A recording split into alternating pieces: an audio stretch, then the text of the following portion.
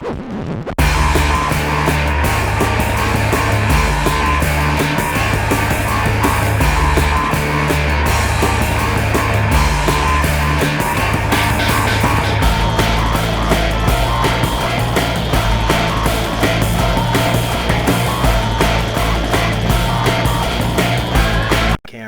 Something usually goes screwy, and for some reason the audio for Venom number 23 that some of you guys had an over another audio on it from a Red Letter Media video that I watched on YouTube that wasn't on in the background, wasn't on my laptop, but for some reason was playing their latest best of the worst, a clip from that.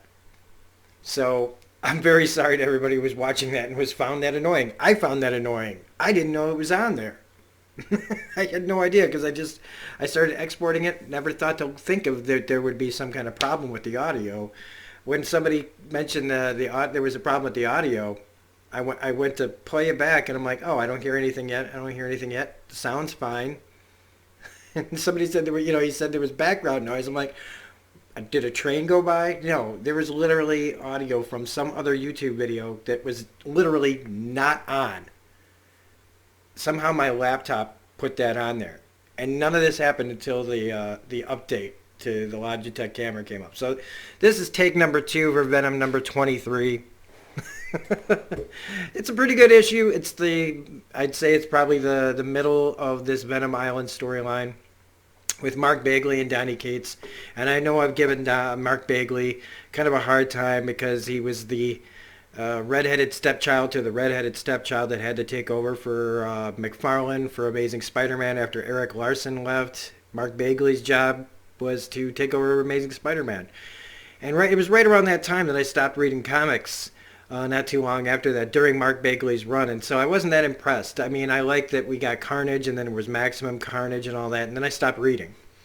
But Bagley's art has gotten a lot better, and it really shows in this book some of the stuff that I feel like he's improved on. And that's not to say he's never been a great artist. I always say, I can't draw worth a damn, so the worst artist is still probably better than what I can do. But mix that with Donny Cates' incredible writing on Venom that's been that way since the beginning, and you get another really good issue. We also get some good stuff with Dylan in here. Again, a character because I don't normally like kid characters, but from where we last left off, Eddie's lost his hand. Very much I feel like he's a little bit like Ash from Evil Dead at this point, fighting these demons inside him, and then he loses his hand. And so for him, this whole issue is basically the fight to stay awake, to stay alive, to get to this tower, to make a last-ditch gamble to get Carnage out of his body. And meanwhile, you have Dylan with Sleeper experimenting with Dylan's abilities, his new way that he can control symbiotes. Now, why is he hiding this from his dad? I don't know, but it does kind of track with Eddie's behavior in the beginning and how he's kind of behaved. Eddie's rash.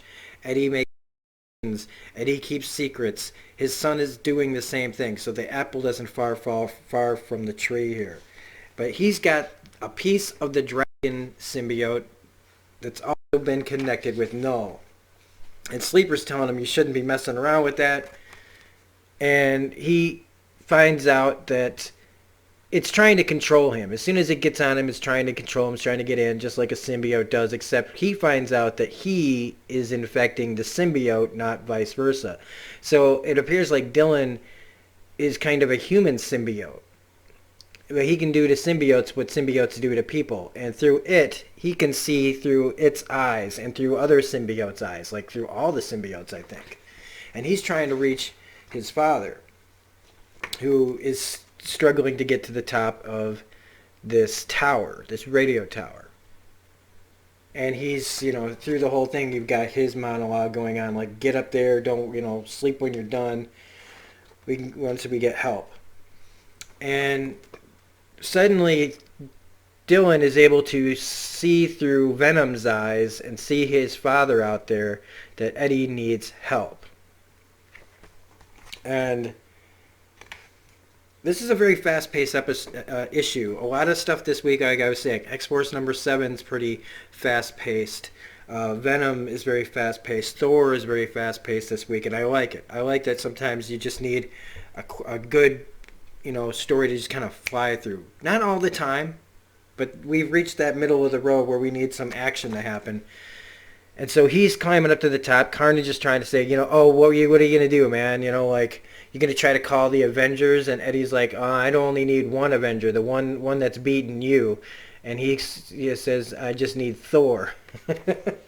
And so he reaches out for the pole at the top of the radio tower and uses it as a conductor, and lightning hits it and separates the Venom and the Carnage symbiotes from his body, and that would hurt like a mofo, okay? Getting hit by lightning is pretty awful. In fact, he's really lucky to be alive. And I like this because, like I was saying in my Thor review, both pages have a splash page like this that's like got a big old word written across the bottom of it. Both are written by Donny Cates. I don't think that's an accident. Because in the Thor book, it's him hitting Beta Ray Bill with Stormbreaker against Mjolnir, and we have this huge impact happening. I don't think that that's an accident, that both of these pictures come out the same week from different issues. Both dealing with Thor. Or at least invoking Thor. Maybe that's just a little nod to his own books. But as he gets out, you've got the symbiotes fighting. Like, one's fighting to get back to him to help, which is Venom. And I'll never let you go, and Carnage saying, I'll never let you go in the bad way. And at this point, before Eddie can do anything, he passes out because, well, yeah, you just got hit by freaking lightning, man. So he passes out. He fades to black, and when he wakes up, right, all of a sudden, there's Captain America saying, we've found this signal. We've been coming out here as soon as from the down plane.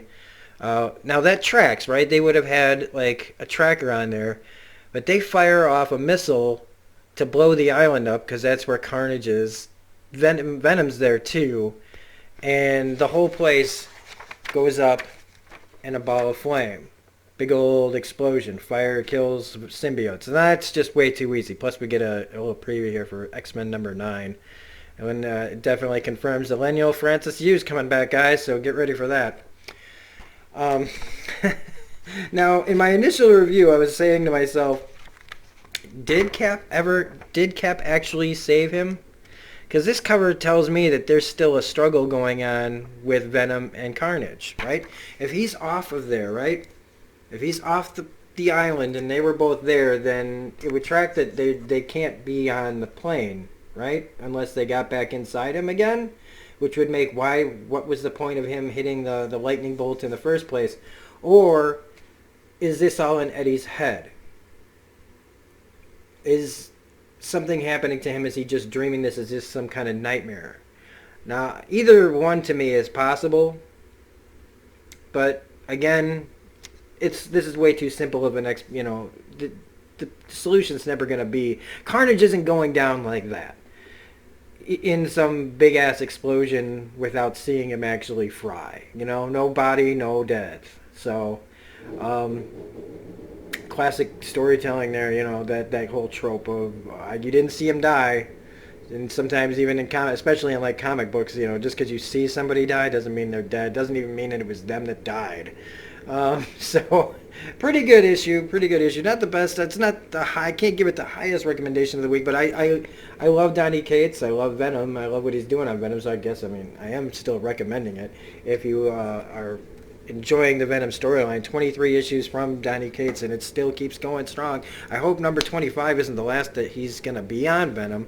I hope it keeps going on for longer. Now that he's just doing this and Thor. And Redneck's issue, the 25th issue of that just came out recently. I don't know what else he's working on, but hopefully it continues past issue 25. Issue 25, I have a feeling, is going to be a pretty big issue. It is pretty fitting that Bagley is writing it, or drawing this too. So could we be seeing again the end of Carnage, even though he just came back? So if they're killing him off again, or maybe they're making some other big leap. Maybe Carnage and Null are going to become one big thing. I don't know. Because the Null story, I feel like the end of that story would probably make more sense for Cates to be finished with his arc of Venom. Anyway, if you like this review, please hit the like button, comment, share, subscribe if you're not a subscriber. Again, I apologize for that audio problem. That is something that just completely, I guess I should have checked the video before I started uploading it, but that problem has never really happened before. So hopefully that's a fluke. I'm going to check it before I upload this one. But thanks for watching, guys, and we'll see you on the next video. Keep reading comics. Bye.